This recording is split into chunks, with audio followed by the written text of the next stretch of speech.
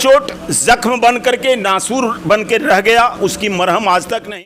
मैं पढ़ा लिखा हूँ, मैं ग्रेजुएट। गरीब ना कोई अमीर, ना कोई अगड़ा, ना कोई पिछड़ा, ना कोई गरीब, ना कोई अमीर, ना कोई बच्चा, ना कोई प्रत्याशी का गलत चयन हो जाए तो उसको आप वोट नहीं करो। कहा है बालू माफिया और दारू माफियाओं के बारे में चर्चा। बंदी रहता तब ना हटता, बंदी है ये नहीं तो फिर हटाना और वोट जोड़ना। हे माधव हे केशव हे निर्माण करता, यदि मैं इसके लायक हूँ तो हमें आप बनाओ, आपके घर पे आपके इस विधानसभा में चौकीदार बन करके काम कर। नमस्कार, आप देख रहे हैं लोक संस्कृति न्यूज़ और मैं हूं आपके साथ ऋतुराज। इस वक्त मैं हरनौत विधानसभा क्षेत्र से बोल रहा हूं और हमारे साथ कमलेश पासवान जी जिला परिषद हैं और सर के बारे में जानेंगे और जन स्वराज पार्टी के जो संभावित प्रत्याशी हैं हरनौत विधानसभा क्षेत्र से चुनाव लड़ेंगे।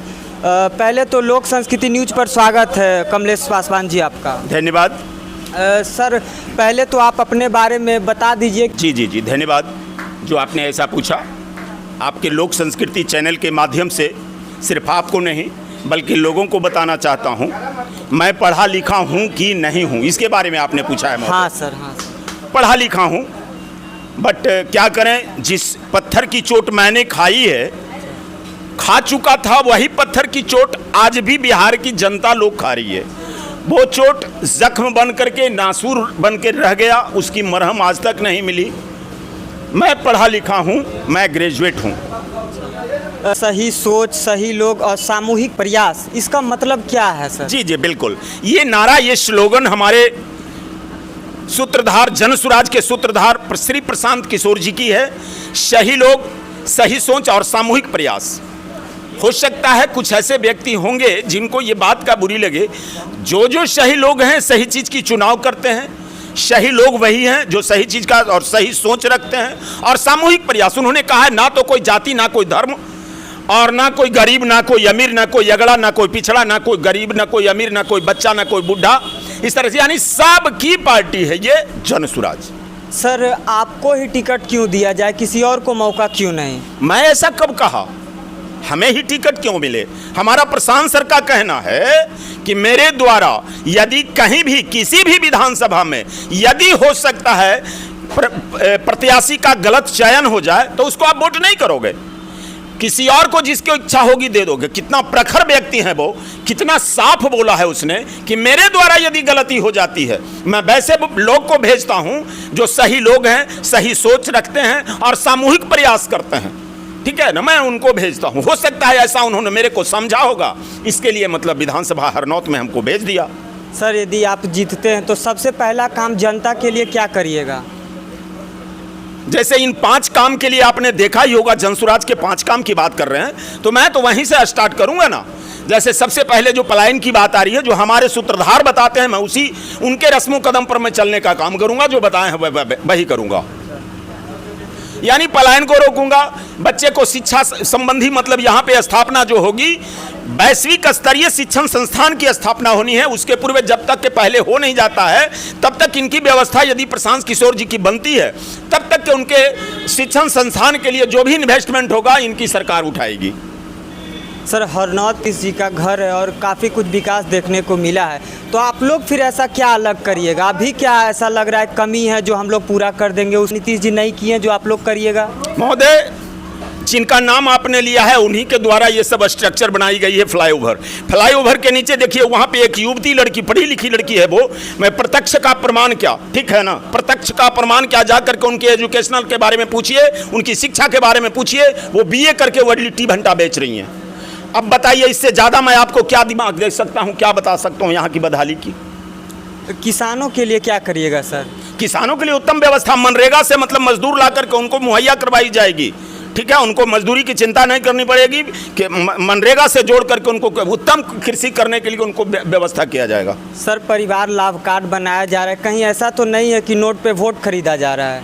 वो नोट नहीं है महोदय, वो एक कार्ड है, गारंटी कार्ड है। कहीं ना कहीं आप लोभ दे रहे हैं कि हम जीतते हैं तो आपके परिवार को इतना दे देंगे, आपको ये मिल जाएगा, आपको ये फायदा मिलेगा, तो ये कहीं ना कहीं हो सकता है कि नोट पे वोट पे बात कर रहे हैं। ऐसा आपको समझ में आती है क्या क्या उसके परिवार लाभ कार्ड बनाने के लिए पैसे भी लिए जा रहे हैं क्या? बोला जाता है कि 10 रुपये लिया जा रहा है। 10 रुपया सदस्यता शुल्क के लिए ली जाती है। एक पैसे परिवार लाभ कार्ड के लिए बनाने के लिए यदि कोई दिए हो तो उनको मेरे सामने खड़ा कीजिए, अब मैं उनको बताऊंगा यदि उनसे लिया गया है तो वो गलत लिया गया है। सदस्य बनने के लिए 10 रुपए लिया जाता है। और वैसे लोग भी, कितना दयालु हमारा पार्टी है, कितना दयालु, कितना दया करता है। वैसे लोग जो नहीं कमा सकते उनको देख करके पता चल जाए, जो अपाहिज है, बूढ़े हैं, बुजुर्ग हैं, उनको नहीं लिया जाता है। हमारे जनसुराजी व्यक्ति वो अपने पॉकेट से 10 रुपया देकर के उनकी सदस्यता बना देते हैं। कहीं चुनावी वादा तो नहीं है सर? क्योंकि नेता चुनाव आता है तो ये वादा करते हैं, वो वादा करते हैं, और चुनाव खत्म होता है तो फिर जो जनता है उसके घर तक नहीं जाते, नेताजी अपना मुंह तक नहीं दिखाते हैं। आज तक ये नेता थे क्या? इनकी सरकार थी क्या? मैं प्रशांत जी के बारे में पूछ रहा हूं। इनकी सरकार थी? नहीं थी।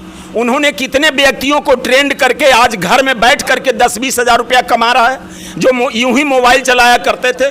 3 दिवसीय 5 दिवसीय उन्होंने प्रशिक्षण दिया और उसमें कुछ ऐसा करके वही यूट्यूबर बन करके और कुछ पैसे कमा रहे हैं। क्या गलत किया उसने? अच्छा सर, शराबबंदी, एक मिनट और सुन लीजिए पत्रकार महोदय, भागिए नहीं। मैं आपसे कहना चाहूंगा, बगैर सरकार में रहे उसने ऐसा कर दिया। 400 जो वृद्ध जन मतलब पेंशन जिसको आप कहते हैं वो भीख वाली थी, इनके आवाज से 1100 हुआ है। जब इसको भी मानने वाले ये नहीं है, इन्होंने 2000 रुपए की बात कही है। जब इनकी व्यवस्था बनती है तो 2000 रुपए मिलेंगे प्रत्येक वृद्ध जन को। सर आप कह रहे हैं कि 2000 रुपया वृद्धा पेंशन को कर देंगे, और जब तेजस्वी जी माई बहन योजना लाए तो बोले कि हम 2500 रुपया प्रत्येक माह देंगे। तब प्रशांत जी बोले कि फंड कहाँ है बिहार के पास, जी, जी, जी। कहाँ से लाएंगे पैसा? तो आप लोग कैसे बोल रहे कि 2000 देंगे? बहुत अच्छा शब्द पूछा है आपने। इस गणित को शायद किसी ने नहीं समझा, ये चीज आपने पूछ ही लिया। वो 20,000 रुपए प्रति माह जो कैसे उनको प्राप्त होगा, जिसके बारे में मैं आपको जानकारी दे दूं, उतना मैं नहीं जानता प्रशांत सर के जैसा। बट ये कड़वी सत्य है, जैसे 2000 रुपया एक वृद्धजन को मिलेगा, बूढ़ा बूढ़ी है 2-2000 उनको हो गया, ठीक है ना। पेंशन जो हुआ 20,000 कैसे मिलेगा, सो जोड़ लीजिएगा तो 2-2,000 4,000। यदि 4 वृद्धजन है घर में तो 4 दूनी 8,000 वो हो गया। 2 गो बच्चे हैं तो 15 दूना 30,000, 1500 रुपया प्रति माह उनको खर्च आएगा उनको पढ़ाने के लिए। कितना हुआ? 8-3 11,000, 11,000 रुपया। उसके बाद आपको 4% के लिए जो माताएं और बहनें को जो सूद दी जा रही है, उसमें आप इंटरेस्ट जोड़ लीजिए कि 100 रुपया सूद लेने में जो 10 रुपया लगता था एक ही माह में, साल में 4 रुपया लगेगा।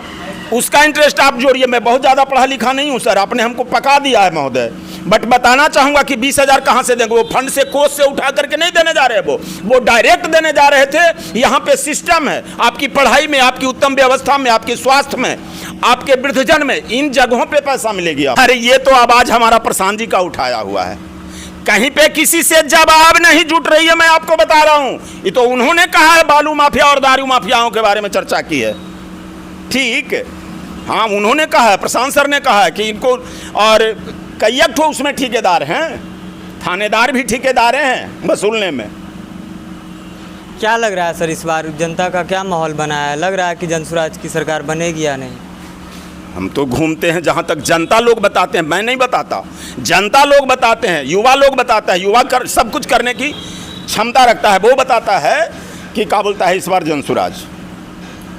अच्छा सर, आखिरी में हमारा सवाल होगा, शराबबंदी पे क्या कहिएगा? क्योंकि आप नीतीश जी का जो घर है उस पे है, और एक सवाल और होगा सर कि नीतीश जी का घर में आप चुनाव लड़ रहे हैं, इतना कठिन होगा सर? क्योंकि आगामी चुनाव बस 2 महीना ही बचा, और 2 महीना बहुत कुछ ज़्यादा नहीं होता है। इसके पहले भी मैं चुनाव लड़ा हूँ यहाँ हरनौत में, उन्हीं के घर में मैं चुनाव लड़ा हूँ।